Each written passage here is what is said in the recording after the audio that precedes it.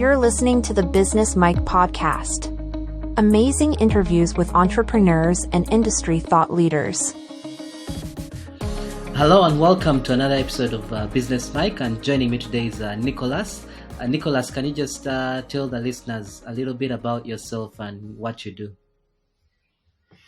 Hey Daudi, very pleased to be on the show today. My name is Nicholas Hirya and I'm a marketing professional. Been at it 10 years now, done FMCG, consumer tech and startups. I currently work with Movit Products as the customer insights manager. Really excited to be here and look forward to the conversation. Right. Actually, that's a very interesting topic that I want to talk to you about, which is to do with customers in marketing. And a lot of people, I'm sure, are wondering, though they might know about marketing and the other aspects of it, but customer insights in particular, how did you end up in that specific field? So customer insights is something every marketer does, right? So it's just that at Movit, there is, or not just at Movit, it's that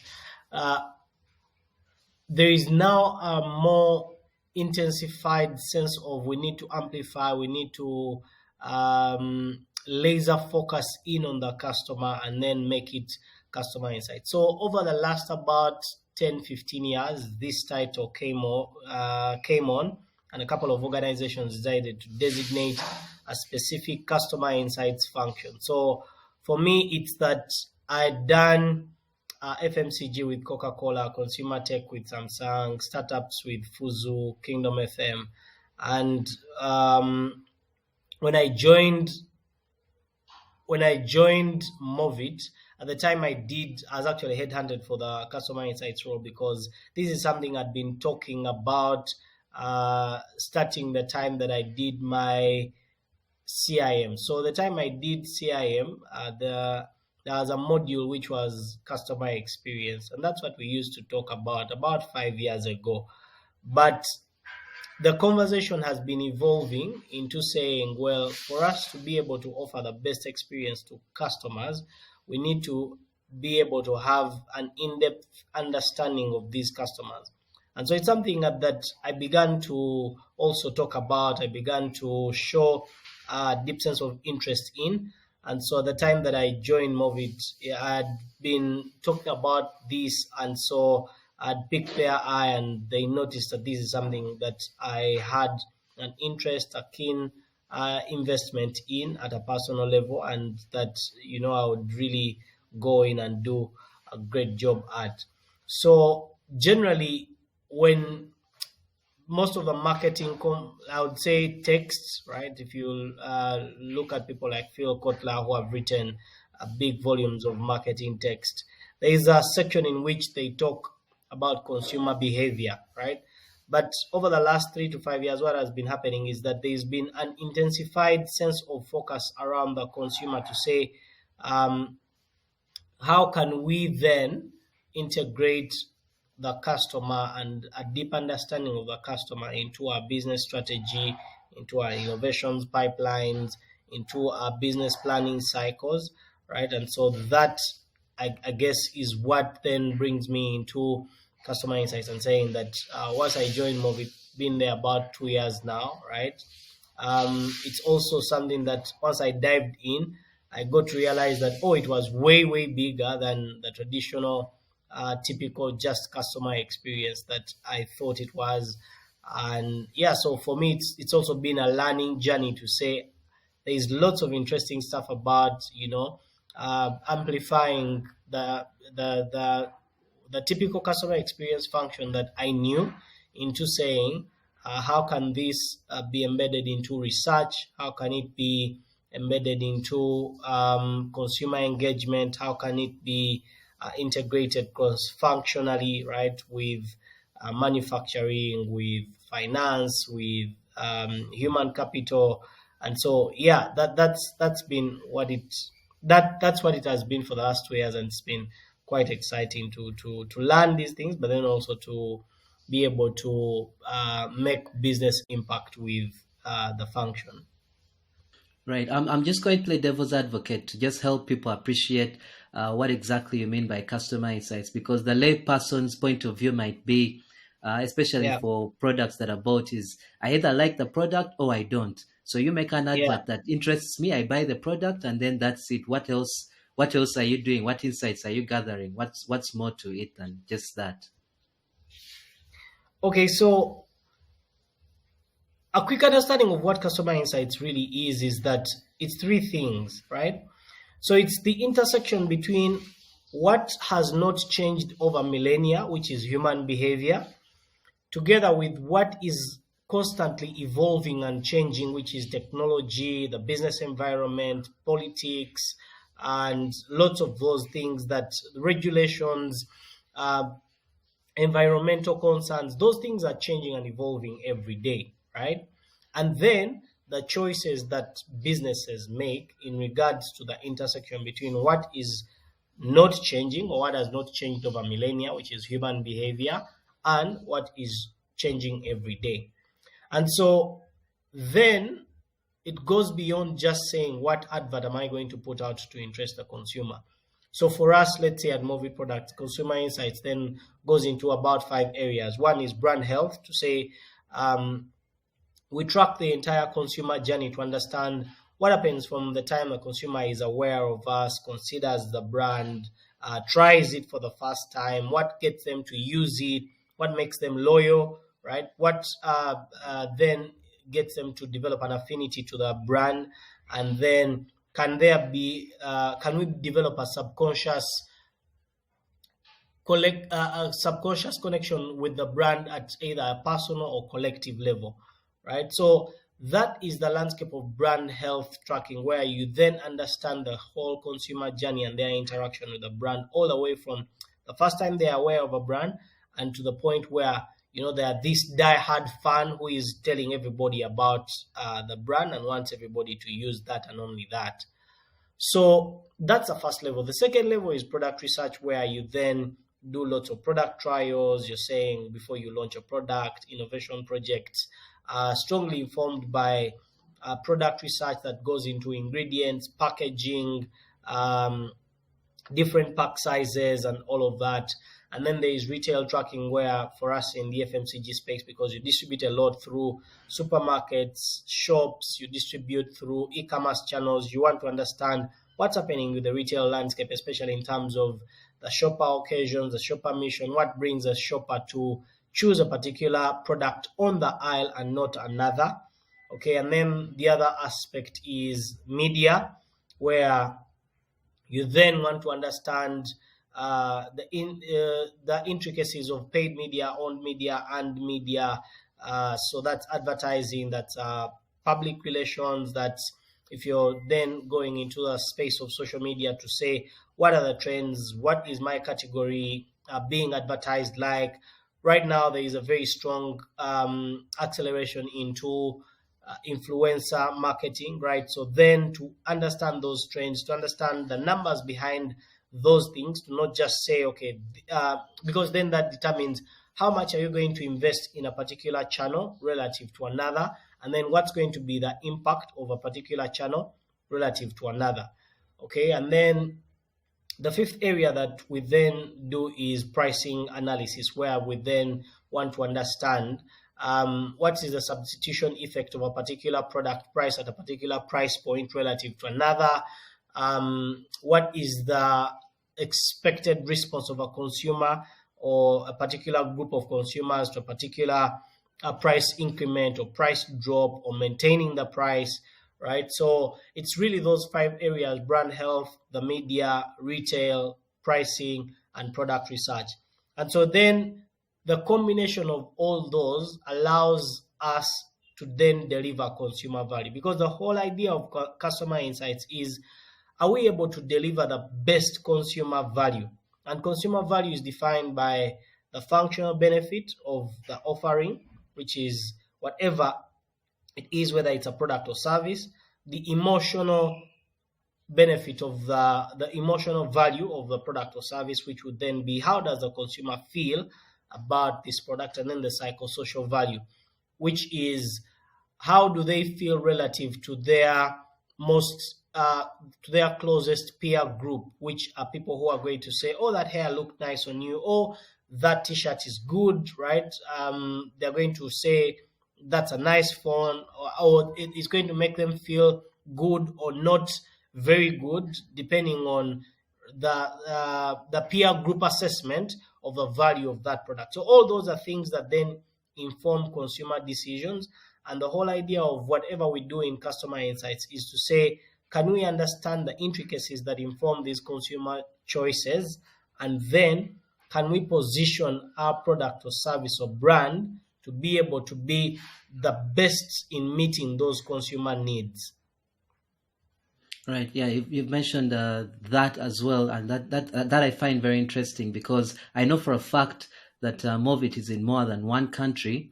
So yeah. I'm curious if, from your experience, you've noticed subtle differences, and if so, what they are in terms of the consumer, because it's the same product, but how does it differ from country to country in terms of these insights that you gather and collect? Yeah, so what usually happens is that in customer insights, you don't just study those 5 areas that I've just mentioned. You broaden it outward into saying, first of all, are there certain signals that you're generally picking about your category, about what's going to happen with specific consumer groups, right? So, for example, one of the things that's projected in 2030 is that the Gen Z are going to be the largest consumer group in the world. And then by 2035, the Gen Z, those are people born between 1997 and 2012, they're going to be the largest, they're going to have the largest consumer spend of any demographic group by 2035, right?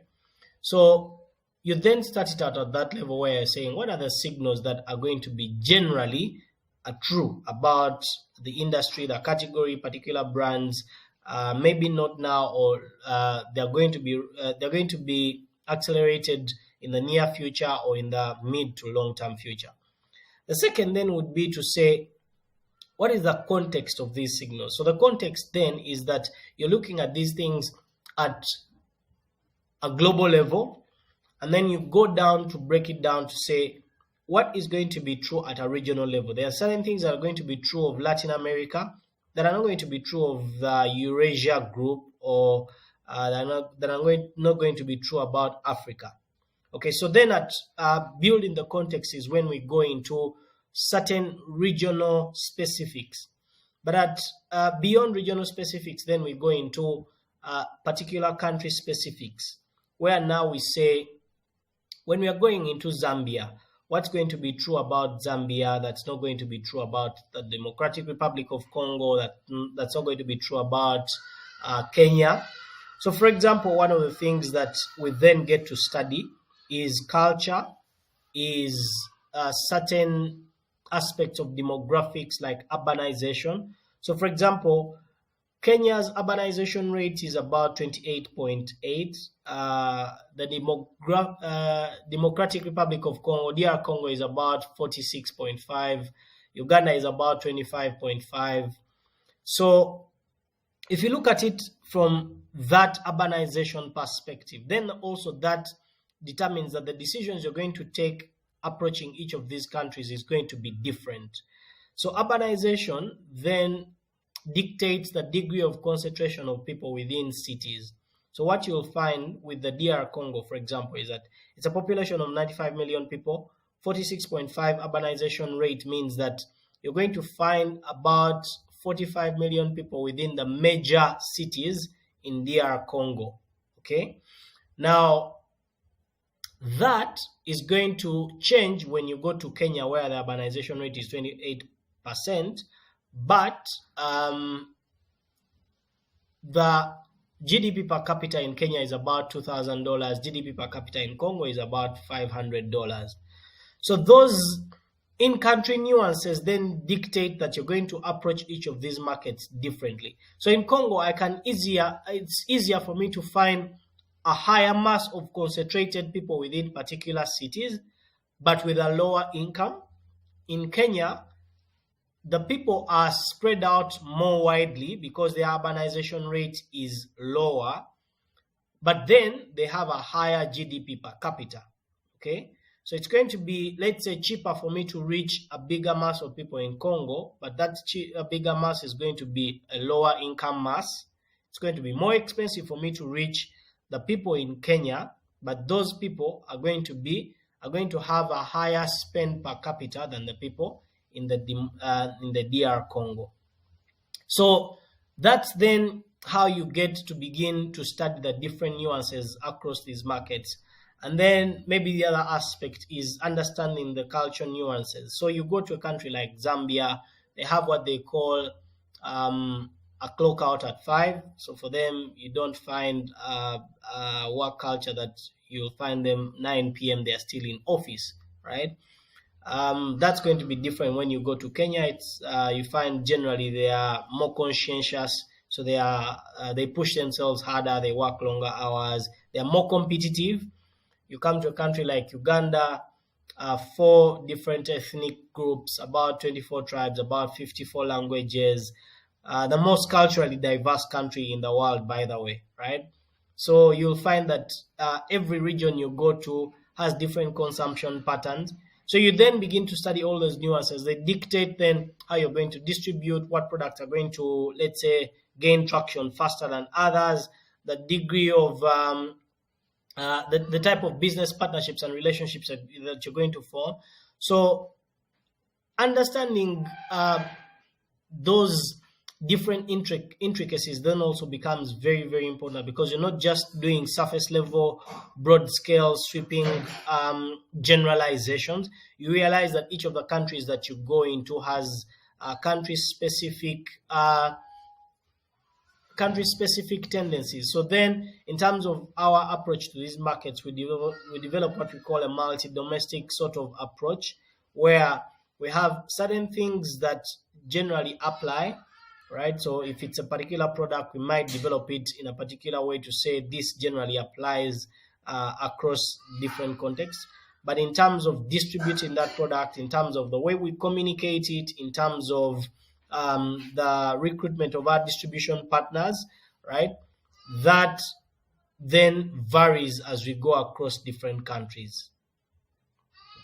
Yeah, that makes a lot of sense. And one thing that came to mind as you're saying that was the collaboration between departments, because one of the challenges many organizations have, especially if they're trying to be customer centric, is their ability to work as a unit for the benefit of the customer. So Movit has obviously excelled in this area, and I'm curious as to how you manage to get everyone pulling in the same direction, as opposed to every department fending for itself, so to speak. Yeah, so what that starts with really is our purpose as a business. So our purpose is enhancing everyday living.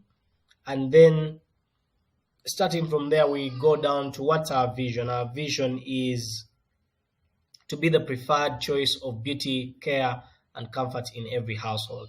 And these two things are very important, because then they form the bedrock basis that determines and dictates how we hire, right? How we work, okay? And then how we assess performance. So it's not just enough for you to have delivered on your core KPIs, but then we look at what is below all of that, which is then, was the work that you're doing aligned to our purpose and then our vision, and then below that, which is our values. We summarize our values in an acronym called TICA, which is teamwork, integrity, innovation, customer focus, and accountability, right?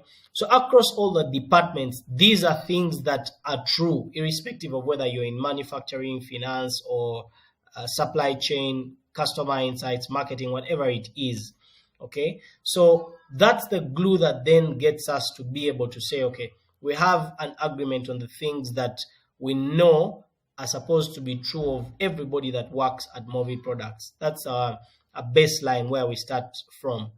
And then Beyond that, we have lots of collaboration tools that allow us to then quickly share information, to be able to make commitments to particular projects, right? So we have a project management framework that allows us to work on particular projects where we say who is going to be accountable, who is going to be responsible, and who is going to be taking on what particular tasks and when are they supposed to be working on them. So we then have collaboration frameworks that allow us to work within departments, right? So simple things that every, let's say, organization would have, things like meetings, but then also beyond that to say, okay, what's the cadence of these meetings? Who takes responsibility? How often do they happen? And once people commit to particular deliverables, are they then able to execute on those deliverables, and who holds them accountable? So every one of these things then feeds into the overall business objectives, which get broken down into a departmental level. So if we say we've committed to a particular sales volume at the end of a particular month, we'll then say this is what sales is committing to sell, this is what production is committing to roll off the factory floor, this is the commitment that marketing is making to ensure that we have this degree of awareness and brand affinity to drive these sorts of commitments. So that's the broad scale of how this actually works. Right. And from your personal perspective, what are some of the insights that you've discovered in Movit that just blew your mind? For instance, something you discovered about customers that you would never have unearthed if you weren't doing what you're doing. Okay, so I mean, it's a couple of them, and I'm thinking which one particularly to point out. So one of the things is there's a time we changed one of our packages, and I think we in marketing we know how important the packaging is, right? And so when we didn't, this is something we did because we thought we wanted to standardize packaging, but previously this is a pack design that had existed for a whole, let's say, 15 years. And when we're changing the packaging, all we knew was that, well, once you change it, you'll just change, from what people knew to the new thing, and you'll communicate it, and that will be it, right? And so, we made the change. We put the product out to the market, and we realized that the sales had dipped in that particular product that we had changed the pack. And investigating, we knew that, well, there might be an effect on changing the pack, but we for example, didn't know what behavioral tendencies were tied around this pack. So investigating what the degree of impact of this on the sales of this particular product, what we realize is that consumers usually, for example, send a kid to the shop and say, go and they give you this particular product in a yellow tin with this woman, because at that time we had photos of like models on some of our products, right? So in terms of the behavior patterns for consumers, we this is something we for example, like, it surprised us that consumers do not recall our products by let's say they know them by product name and brand, but they know them stronger by like the models and the pack designs than they do by just the product name and brand, right? So for example, where for you think that consumers remember this as Movit glycerin, when actually what they remember it is the other tin that has a woman with short hair. Right? And so that meant that we had to go back and communicate afresh. And it's not just that you're communicating Movit glycerin, you're actually communicating that we when you're making the change, it's changing from this product team that has a woman with short hair to now amplify the brand and the brand name and the attachment to this product design, which in their mind had formed such a strong memory, and that's how they remembered you as. So it's for us and for me, it was that surprise around the memory patterns around products that consumers actually remember you, but by certain design attributes stronger than the particular product or brand name. Yeah, very well said. So what advice would you have for organizations that don't have insights? Because you've just revealed something there that's very important. So for any entity operating but don't necessarily have a department focusing on customer insights, what advice would you have for them? Yeah, so it really starts with the business philosophy. It's what are you orientated toward? Is it sales? If you're a sales-oriented kind of organization, you'll focus a lot on driving volume, on driving leads, on closing leads and direct marketing efforts that just get your sales curve ticking upwards. And that worked for a particular time period until it really lots of organizations discovered that just pushing a sales number does not work until you actually understand consumer needs. And so it's that shift in terms of organizations realizing that it's easier for you to grow by having a pull from the market than you pushing your product into it. Okay. And so making that shift then allows you to realize that you're able to achieve your business goals faster by focusing on the customer and understanding them deeper. Once you deliver consumer value, you then are able to unlock faster and better growth for your business than if you simply focus on your internal metrics where you just want to hit certain quotas and maybe a certain amount of profitability. Again, if you look at what's happening with the P&L, lots of organizations are transitioning away from the traditional P&L to a customer lifetime value P&L, where you're now looking at what's my revenue, what are my direct costs, what is the likelihood of this, how much money am I spending to acquire this number of customers, okay? And